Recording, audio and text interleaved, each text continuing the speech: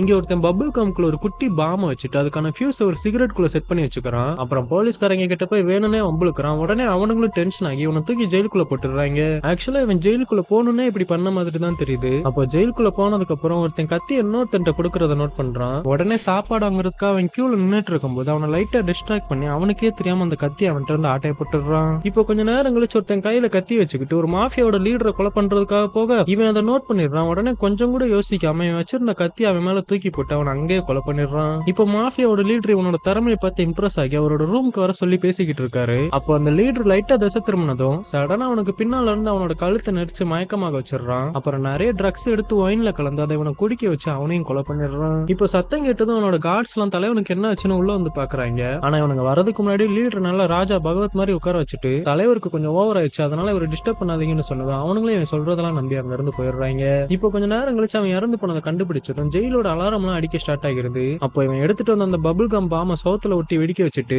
அந்த ஓட்ட வழியா அங்க இருந்து கெத்தா எஸ்கேப் ஆகிடுறான். ஏன்டா இதே தானடா அவனும் பண்ண போனான், பேசாம விட்டு இருந்தா அவனே கொலை பண்ணிருப்பாம்ல அப்படின்னு நினைக்கிறவங்க ஒரு லைக் போட்டு போயிருங்க.